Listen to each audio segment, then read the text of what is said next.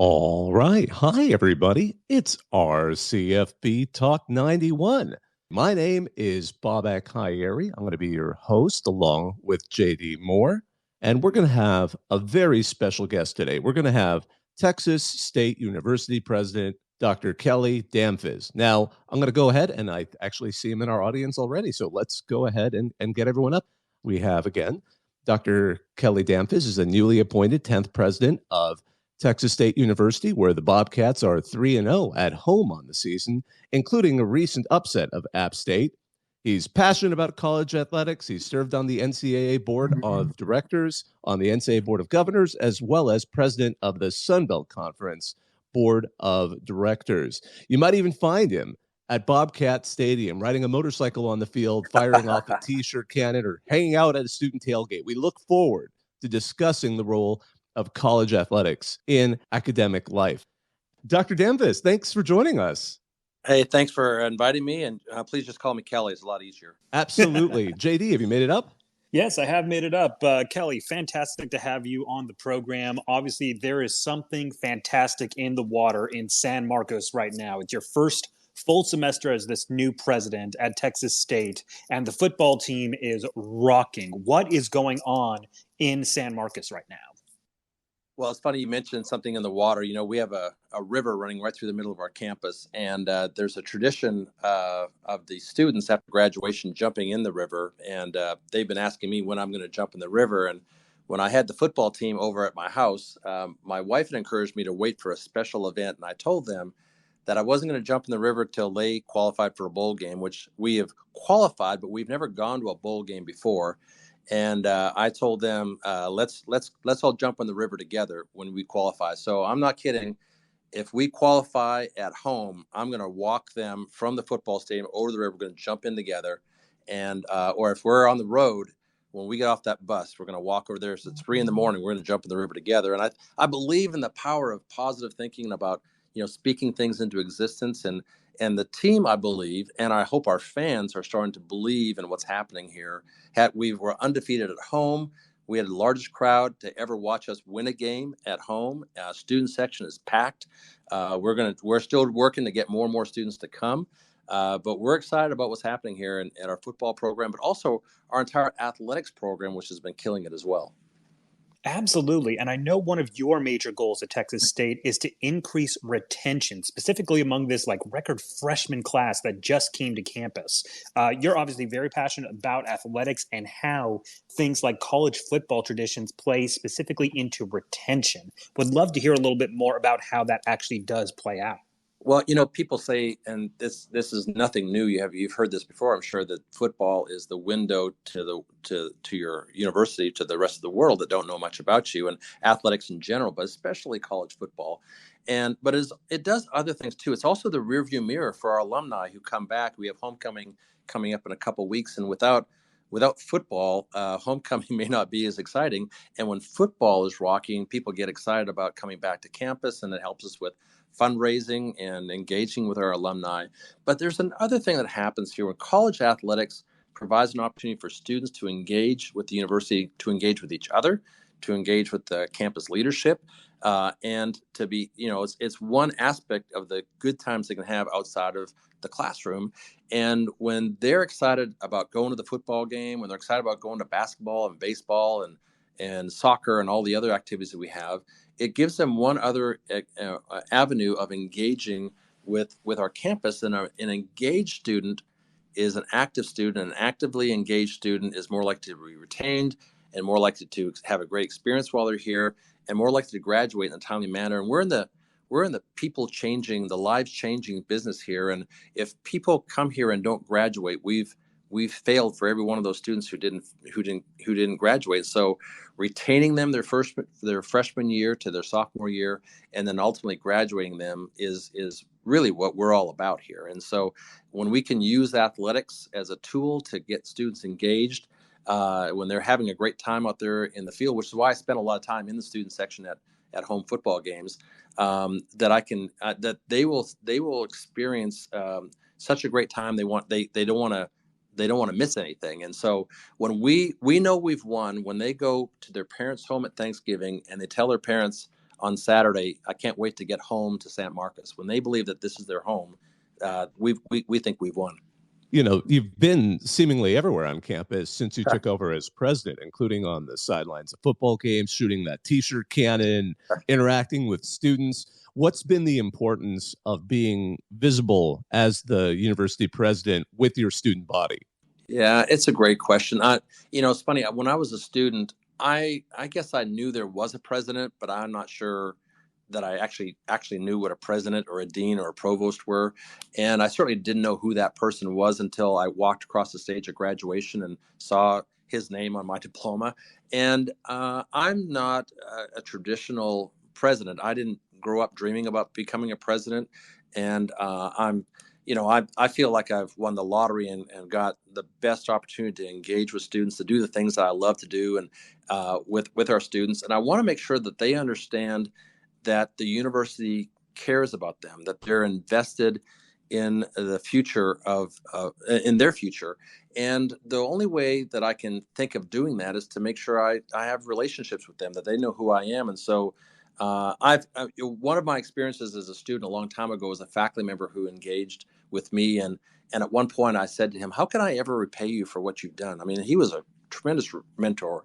And he said, famously said, Kelly, you don't have anything I want, so you can't repay me. But someday you'll be in a position, I don't know where you'll be, but you'll be in a position where you can help out a student or a colleague who needs some help. And when you do that for them, that's how you pay me back. And I've never forgotten that. Never for a single day haven't thought about that conversation where a student said, hey, can we get together for a meeting? Can we have a cup of coffee? Will you come to our student organization? Will you spend some time with us? Will you, take a selfie or a be real with me or do a 0.5 picture with me? I've never forgotten that my obligation is to do that, because I know that while Kelly is not important, the presidency is important, and people want to engage with the university. And that's, in some ways, I feel like they're engaging with the university when they engage with me. That engagement, I'm sure, means so much to these college students, and especially these first generation college students, which I know Texas State has a lot of. And you yourself, you were a first generation student as well. What are some of the things that Texas State has also been doing to engage that type of student who is the first in their family to go to college? Yeah. So, my mom had grade 9 and she dropped out of school after grade 9, and my dad had grade 12, and together they scratched out a living, and, they adopted me and one of my sisters, and then they were foster parents. And I grew up in, challenging background, and had never had a thought about going to college until circumstances appeared, and didn't apply to go to college till like April of my senior year. So that's how far off I was. And so I have a great empathy with the young people who come here. About 44% of our students are first generation. I understand the challenges that they face, because they don't have, while their parents are proud of them and are supportive in everywhere they can, but they don't have that kind of social support, and they don't come armed with an understanding about how higher education works. And we use a lot of shorthand and jargon here. And so what we do here, we have a great first generation program. We've got a few staff members that run this program. And what we're trying to do is demystify the college process. The students who come here are academically, maybe come from academically challenging backgrounds. High percentage of them are Pell eligible, so they come from poor backgrounds as well. So I can really identify with those people. But their native intellect is there, but they may not be prepared as other people because of their circumstances, the accent of what zip code they grew up in, or what their parents' academic background was as well. And so what we want to do is level the playing field by providing some help, some guidance, some explanation, some demystifying of what higher education looks like, so that students aren't burdened by all that stuff, but the things they don't know, so they can focus on their academics. They can focus on engaging and enjoying life as a college student. I talked to a student, one of our alumni recently, and she said, I was so scared when I came to Texas State, because I was one of those kids that was probably the most likely to drop out, and I was fragile. And because of that, I was afraid to take risks. And it wasn't until I got to Texas State, where a faculty member encouraged me to go to a conference. I rode on my first airplane, and I took some risks. And this was a safe place to take risks, because the faculty and the staff were working on helping me get engaged with the university. and being able to take risks in a place where I knew I wouldn't, if I failed in that risk, I wouldn't like have to leave school and go back and, my careers and my dreams were all crushed, that this was a place that would protect me when those risks weren't rewarded. And so this is a place that has always honored that. And we continue to do that by providing the kind of support that some students need more than others to be successful. One of the things I know that Texas State is moving towards is the R1 or Tier 1 classification within the Carnegie's classification system. What is that going to mean for students and athletics of the university?